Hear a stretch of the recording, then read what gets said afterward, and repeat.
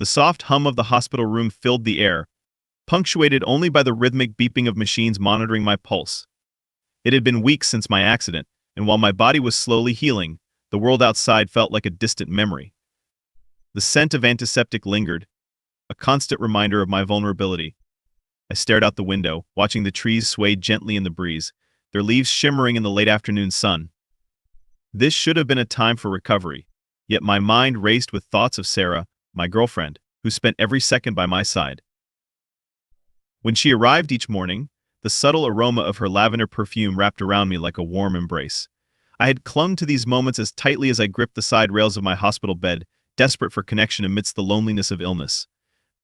Sarah would sit by my side, reading to me from the stack of books I had left at home, her soothing voice weaving through the sterile atmosphere.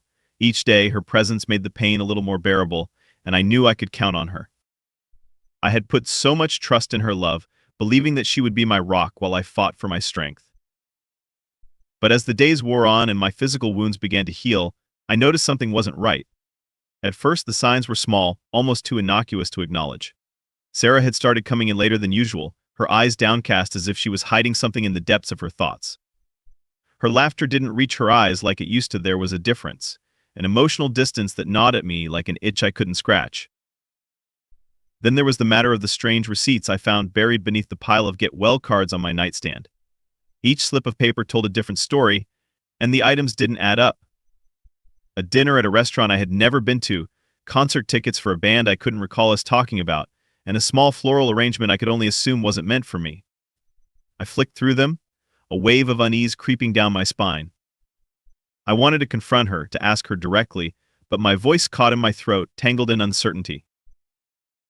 The emotional highs became paired with agonizing lows. Moments of clarity when I could see her smile, followed by engulfing suspicion when I caught a whiff of a different cologne on her clothes. Questions tumbled in my mind. Was she really here with me, or just physically present? Did she lie about where she was on those late nights? I wanted to ignore the pondering shadows lurking within our relationship, but each day brought small cracks that widened into gaping holes of doubt. Memories seemed to haunt me more than offer comfort. I recalled how she would dance through the halls of our small home, the sway of her hips matching her laughter, and how those little moments had filled my heart with joy. Now, I fought against the feeling that what we had together was disintegrating. The dam of patience began to crack when I found her phone on the couch one afternoon, the glowing screen illuminating a chat thread that was not mine. My gut twisted as I instinctively picked it up, heart thumping in my chest. There, in stark contrast to the mundane conversations we shared, were flirty exchanges with someone named Jason, someone I didn't recognize. I felt that familiar itch morph into a storm of betrayal, overwhelming and suffocating. I stumbled back into my chair, phone in hand, my breathing shallow and erratic. I needed answers. I had trusted Sarah with everything in my heart, and now the walls I thought shielded us felt as if they were crumbling around me. I could not let this go unchecked. A resolve settled deep within me, mingling with the hurt and anger that surged like fire through my veins. I would confront her. I needed to hear her words. But more than that, I would make her see how helpless she'd left me during my time of need, and I'd ensure that she felt the sting of betrayal that had sunk so deeply into my flesh. My heart raced as I prepared to unveil the truth, and with each passing moment I could feel the pieces falling into place. The planning would begin now, and I would not rest until she understood what it meant to be left vulnerable and alone in a world that only seemed to conspire against you. The afternoon sun streamed through the partially drawn curtains of my hospital room, casting long shadows across the floor as I waited for Sarah to arrive. With her unsuspecting nature, she could have easily slipped back in like it was just another day. But I would let her know that everything had changed. My heart raced from a mix of adrenaline and anticipation as the clock ticked louder in the silent room.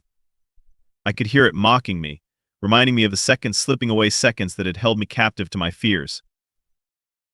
When the door finally creaked open, Sarah stepped inside, her smile a mask hastily placed over the uncertainty that hung in the air between us.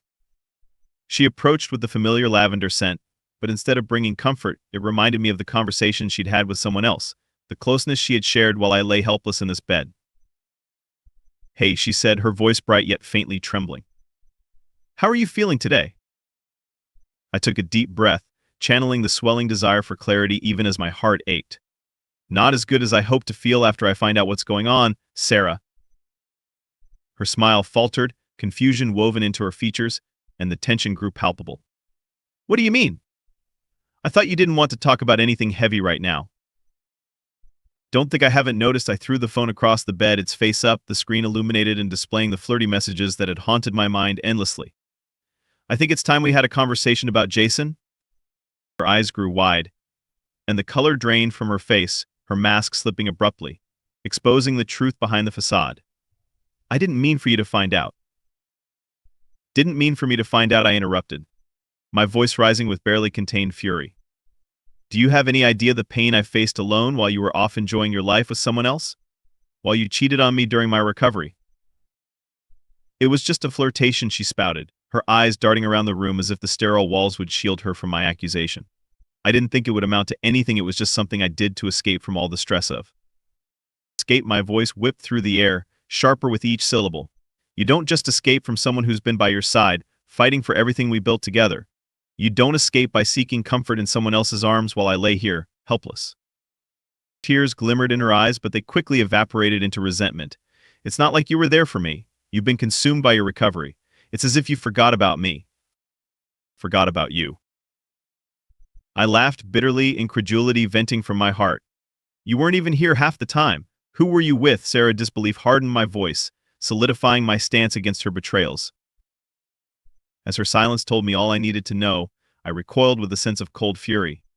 My palms trembled not from weakness, but from the sheer control flooding through me. You made me feel weak.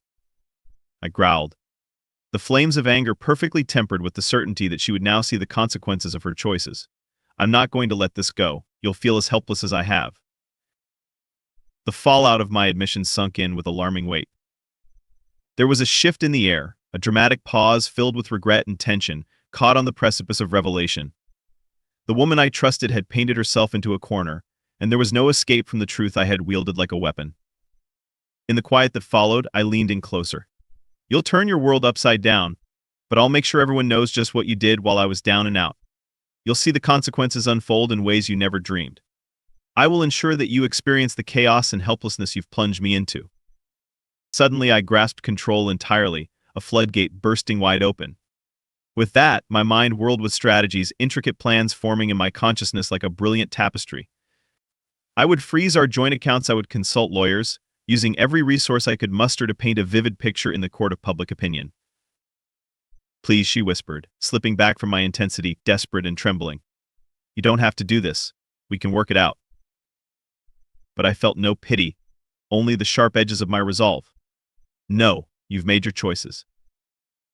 As she backed away, anguish pressing her lips into a thin line, I sensed my strength swell immensely. I stood firm, the power within me resonating as that pivotal moment lingered in the air like a storm about to break. I would shift the narrative, I would turn the world she had built around herself into the very ground she would be forced to walk on, the same ground I had lain helplessly on, while she danced in someone else's shadow. And with every keystroke, email sent, and strategy laid out, I would make sure she understood what it truly meant to feel cornered, to feel the weight of betrayal crushing down from all sides, a prisoner of her own making. The stakes had risen to heights I had not anticipated, but I was prepared to fight, to dismantle her world piece by piece and pave the way for my own resurrection. As the final hearing approached, a palpable sense of anticipation buzzed in the air. The courtroom was a stark contrast to the sanctuary I once envisioned it to be. Now it stood as a battleground where I sought justice for the betrayal that had threatened to engulf my spirit. As the door swung open, I stepped inside with the quiet confidence I had cultivated over the months, fueled by a desire for retribution that had paid off in ways I hadn't initially anticipated. Sarah was already there, nervously glancing around the room with an anxious energy that betrayed her facade of bravado. I could see her resolve wavering. This was the end of the illusion she'd built in the wake of my pain. Today, the truth would be laid bare. I took a seat at the plaintiff's table, my heart steady as the judge entered. Her gavel struck down, calling the court to order. I noted how Sarah's shoulders sank a little lower as the proceedings began, clearly aware that the tides were against her. Despite the raw anger I had felt earlier, I now recognized that this was about so much more than revenge. It was about reclaiming my life from the ashes of betrayal. The mediation began with my attorney outlining the reasons for the divorce. Each detail was a precise dagger aimed at Sarah's insincere apologies and spun narratives of stress and frustration. I watched as the reality of her unfaithfulness solidified in the eyes of those who couldn't ignore the discrepancies in her story. This wasn't merely an emotional battle, it was a legal reckoning, and I was unwavering in my quest for accountability.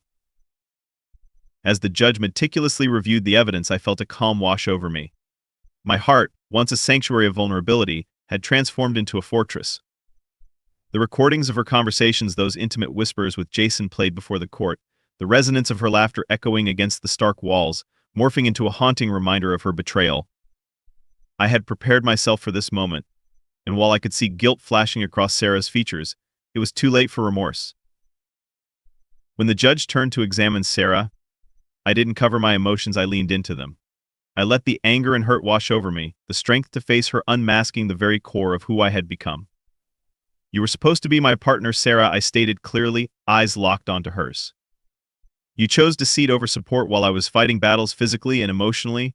I trusted you at my most vulnerable, and you threw that trust away for fleeting attention." Her eyes glistened with unshed tears, but they did little to stoke any residual affection I may have harbored. I felt pity but recognized it was the culmination of her own choices. "I lost everything because of your choices. You may have thought you were escaping, but in reality you have left yourself destined for the consequences." As the judge delivered her ruling, echoing principles of trust and fidelity, I felt vindication surge within me. The gavel's final thud resonated in the chamber, arousing a tumult of emotions. The thrill of victory, relief, and a profound sense of closure washed over me. "Your ex-husband is entitled to the majority of your joint assets, with no spousal support granted," the judge announced, her voice bearing authority. "You've demonstrated a complete disregard for the commitment made within marriage. Therefore, the court finds in favor of the plaintiff." I watched Sarah's countenance drop, the weight of the decision settling heavily upon her shoulders. I felt a twinge of satisfaction, but it was mingled with an awareness that her suffering was rooted in her own choices. She had been handed the harsh truth of reality, forcing her to confront what she had squandered in her moment of weakness. As Sarah turned to leave, I took a deep breath, letting the ache from earlier wash away. This was more than mere revenge, it was liberation. I had reclaimed my power, my sense of self, and through that process I recognized the importance of forgiveness, not for her, but for my own healing. In the months following the court's decision, I poured energy into rebuilding my life. The recovery I had worked so hard to achieve was now marked by renewed strength and resilience.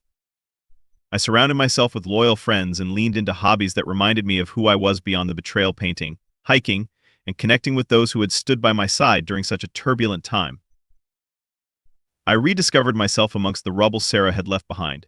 Each painting stroke expressed my emotions, each hike became a journey of self-discovery. I forged a path that was no longer shadowed by betrayal but illuminated by the lessons of life itself. I found solace in my own company, embracing silence and the freedom that came with it.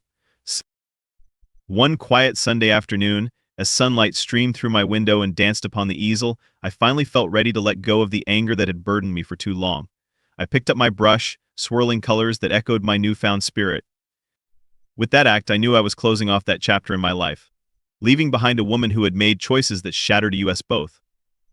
Time has a way of transforming pain into wisdom, and while Sarah had woven a legacy of betrayal, I had emerged as a beacon of resilience, a testament to the human spirit that cannot be broken, no matter how deeply it is wounded. I felt free, equipped with the knowledge that I could rebuild my heart, fortified by experiences that had only ignited my passion for life. As I moved into this new chapter, I whispered a quiet farewell to the shadows that had once held me captive. They were gone, replaced by colors bursting forth on canvas, capturing the essence of a survivor who had reclaimed their strength. The world ahead seemed bright, full of potential, waiting to be explored. The past no longer defined me, it had merely shaped the person I was destined to become.